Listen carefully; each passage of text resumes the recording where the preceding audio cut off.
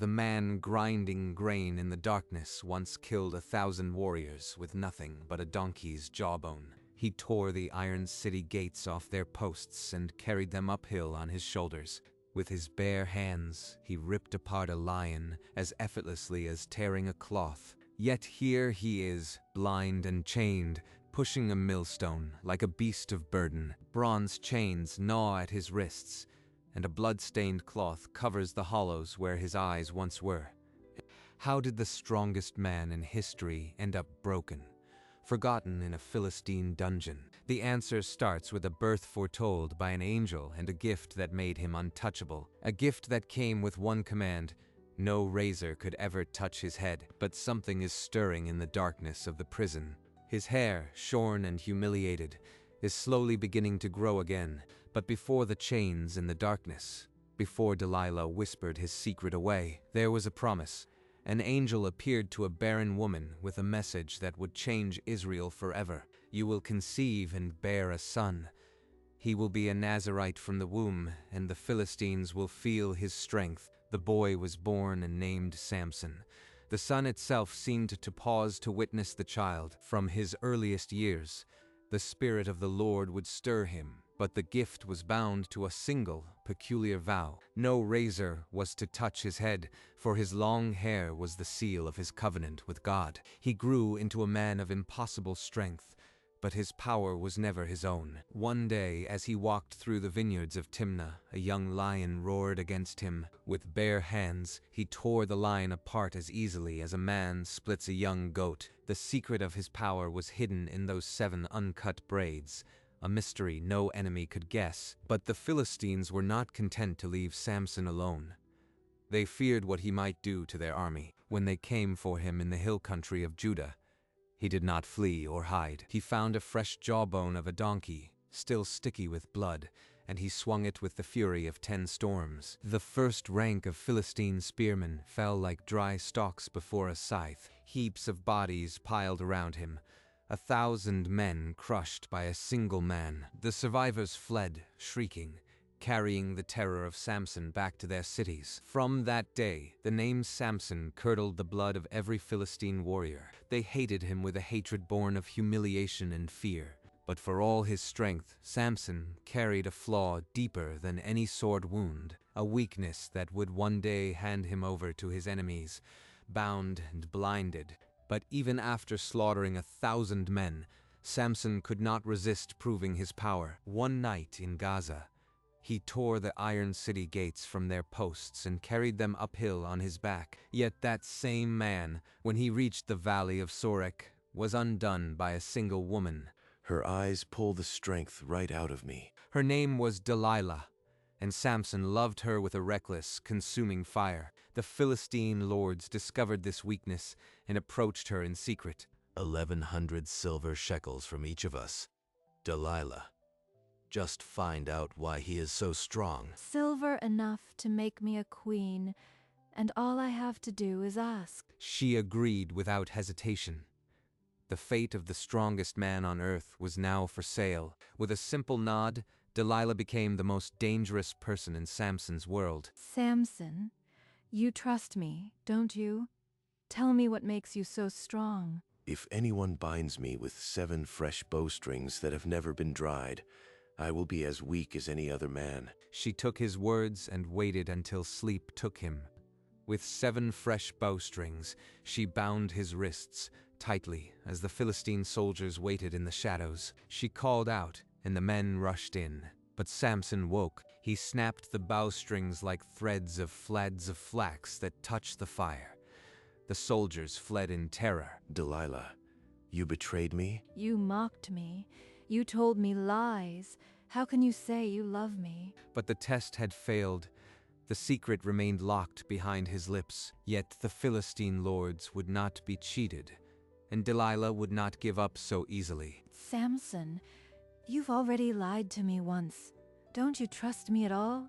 Please, just tell me the truth. If they bind me with new ropes that have never been used, I will become weak and be like any other man. Again, she waited for his breathing to slow into the rhythm of sleep. Then she bound him with fresh cords. Once more she cried out, and the Philistines burst from the darkness, confident of victory. Samson flexed his arms, and the ropes snapped like burned thread. The soldiers stumbled backward, terror on their faces. Again, Delilah, you think I am a fool to be caught so easily. You mock me again. Your words are nothing but games.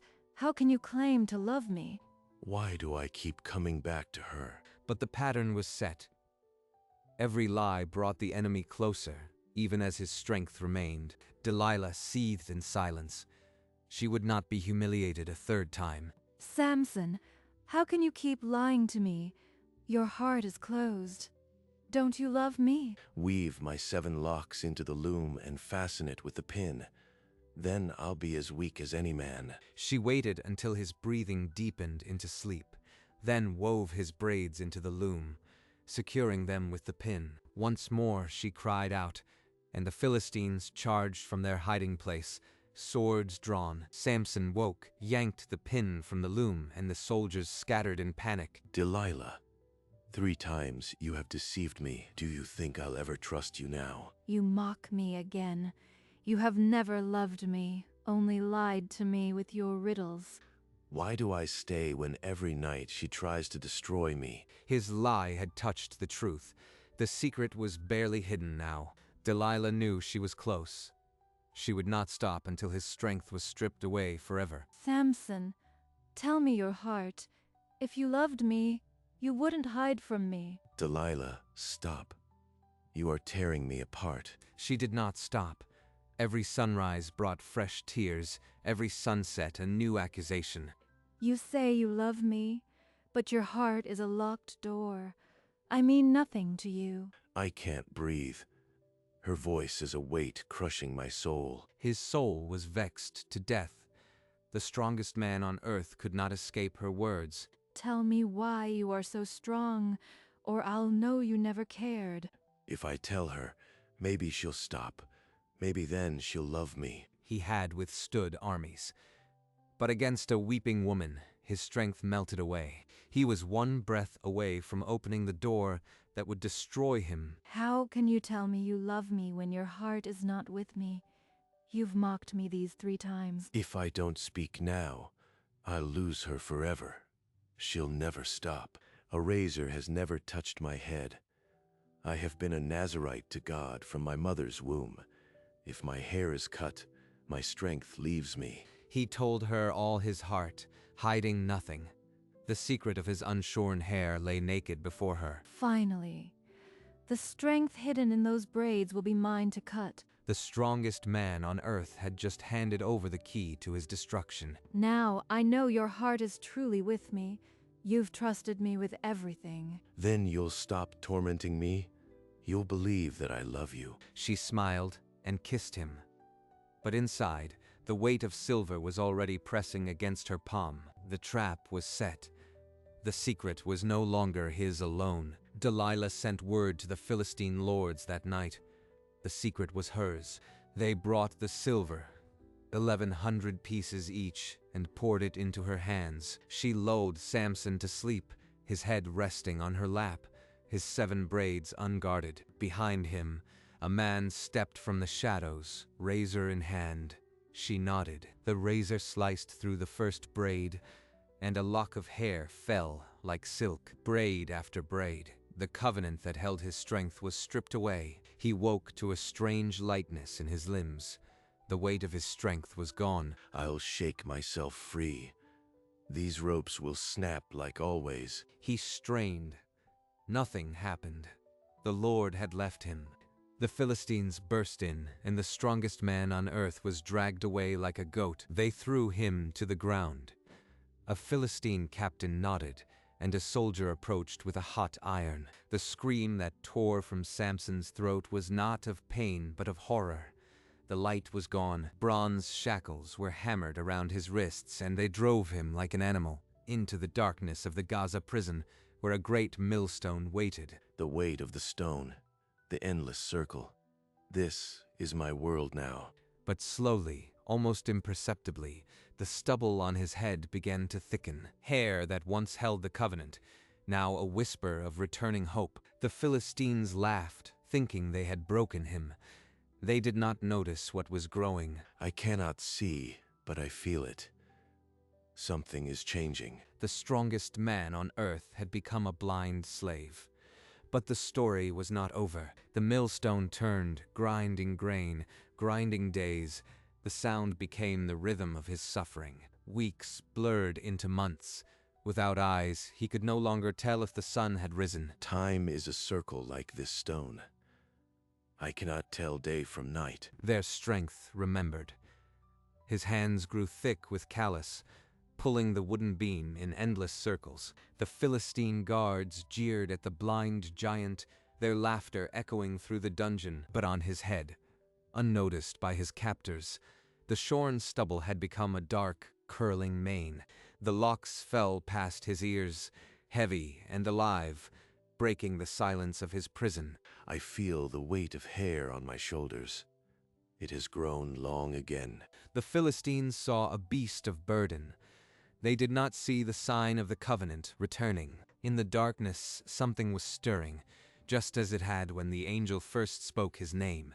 The Philistines gathered at the temple of Dagon to celebrate their god's victory over the fallen strongman. Smoke from burnt offerings curled into the sky, and the roar of drunken worship echoed off the stone walls. Bring out the Hebrew slave.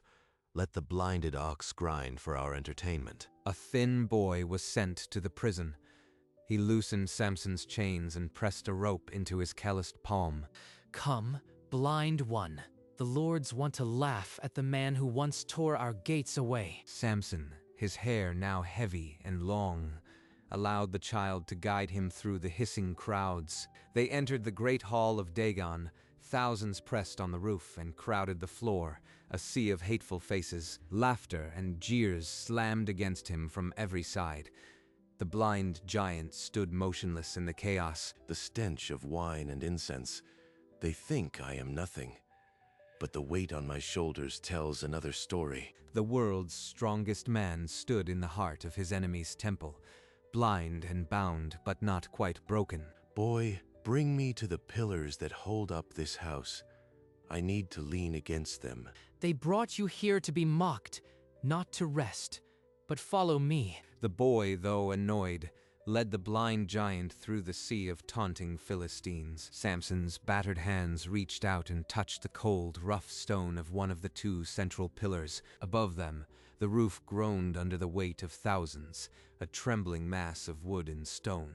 The grain of the stone runs smooth. I feel every seam. The weight above is immense. He moved his hands across the dusty surface, reading the pillar like a blind man reads a face. The boy tugged the rope impatiently, but Samson stood as if rooted to the ground. The drunken crowd roared louder, mocking the silent giant who seemed lost in a trance. No one noticed how his fingers curled around the stone, testing its strength. O Lord God, remember me. Strengthen me just this once, that I may avenge my eyes on these Philistines. Let me die with them. He braced his feet against the stone floor, feeling the weight of the entire temple above him, his arms wrapped around the pillars, thick as tree trunks, muscles coiling like serpents. The shouting crowd fell silent for a single heartbeat, sensing something terrible. Then Samson pushed. A deep groan shuddered through the stone as ancient mortar cracked. The two central pillars, each holding up the weight of 3,000 souls, began to move. Samson, blind and bleeding, roared as the power of God surged through his broken body. The strongest man on earth was about to fulfill his destiny, not in life, but in death. The bronze chains on his wrists snapped like dry straw, and strands of power shot through his arms. Fissures spiderwebbed up the pillars, and chips of stone rained down onto the heads below. Dust billowed in thick clouds, choking the air as the temple gave its first shuddering groan. The laughter of thousands curdled into screams. Wine cups shattered, bodies trampled in the sudden panic. Above, the roof beams twisted with a sound like a dying beast, splintering under their own weight. Samson's blind face turned toward the unseen chaos. Awash in the thunder of collapse, he pushed harder, driving every ounce of God's returning strength into the heart of Dagon's house. The right pillar buckled first, grinding outward as if a mountain had stirred from its sleep. Then the left pillar followed, wrenching free from its base, tilting the entire temple floor. In the eye of destruction, Samson stood unbowed, holding the pillars that would bury them all. With one final cry that tore through the chaos, Samson heaved against the pillars. The great roof of Dagon's temple, groaning like a wounded leviathan, collapsed in a storm of shattered stone. The Philistine lords, the priests of Dagon, the jeering crowds, thousands crumbled into the abyss of dust and ruin, and Samson died with them. The scripture records it starkly. The dead whom he killed at his death were more than those he killed in his life, more than on any battlefield, more than with any jawbone. His final breath became his greatest victory. When the dust began to settle, a terrible silence hung over the ruins of Philistine pride. In the wreckage, Samson's massive frame lay crushed beneath the stone he had pulled down upon himself. But on his head, the hair that had been shorn in betrayal had grown back thick and wild, a silent testimony. The world's strongest man had ended his days blind and enslaved, but his death shook the heavens and broke an empire's heart. When the dust finally settled, survivors crept to the ruins. They found Samson among the shattered stone, his hair a wild mane, his face at peace. His brothers and his father's household arrived, carrying linen and oil. Tenderly they lifted his body from the rubble that had become his altar. They carried him home through the hills to the land of his birth. There they laid him in the tomb of Manoah, between Zorah and Eshtaol. He had judged Israel 20 years, a hero broken by his own hunger, yet risen in his end. The grave could not hold the legend, but they placed him in the earth that had first heard the angel's promise. A late ray of sunlight fell on his face, lighting the thick strands of his uncut hair. Samson was home at last, not in chains, not in darkness, but in the light of his own land. The strongest man the world had ever seen was never conquered by an army. He was brought low by a whisper in the dark, by the one weakness he never learned to guard. Arrogance and desire were the chains that held him more firmly than any bronze. But in his final moment, blinded and humiliated, he finally understood where true strength was found. Not in his arms, not in his fists, but on his knees, in a prayer that cost him everything. The jawbone, the gates, the lion, none of those were his greatest victory. His greatest victory came when he was too weak to stand, too blind to see, yet strong enough to call on God. The Bible says that the dead whom he killed at his death were more than those he killed in his life. That is the paradox of Samson. He was strongest when he was weakest, and maybe that is the secret we are all meant to learn. And so the dungeon stands empty now, the millstone motionless, the chains coiled on the floor. The blood-stained blindfold is gone. The groan of grinding grain has faded into silence, but that ray of light still falls, the same light that touched his face in the darkness. It reminds us that even when a man is broken, even when he has lost everything, the story is not finished. Samson's hair began to grow in this prison, unseen, unstoppable, until the moment of reckoning. The strongest man in history found his greatest strength in his final moment, not by lifting a jawbone, but by bowing his head. Was it worth it? The question lingers like the dust in this empty cell. He lost his sight, yet saw more clearly than ever. He lost his freedom, yet freed a nation. The dungeon could not hold him. The grave could not define him. Samson's last days were not the end.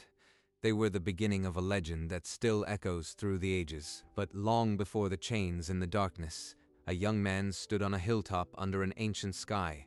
He did not yet know that the strength in his arms was not his own. He looked down at his hands and a question stirred, one he could not yet name. He felt the weight of destiny, but he thought it was only muscle and bone. He did not know that his greatest battle would not be with a lion, but within his own heart. In that moment, before the fall, before Delilah, Before the millstone, he was simply a man with a gift he could not understand, a gift that would both lift him and destroy him, but the strength was never his. It was always a gift, a whisper from the God who never forgot. That tear held every victory and every loss, a prayer before the fall. And then the night wrapped around him, and the legend began. The legend of Samson echoes still, not in the thunder of falling pillars, but in the quiet of a prison cell. A man who was given everything, lost everything, and in losing found the only strength that could never be taken. Blind and enslaved, he was never broken, because his strength was never his own. If you were moved by Samson's story, let us know in the comments. And if you believe that the broken places are where the strongest light gets in, hit that subscribe, because stories like Samson's aren't just history. They're windows into a power that still works today. Samson's last days, blind, enslaved, but never broken. Thank you for watching. Until next time, may you find strength in the one who never let Samson go. Fade out.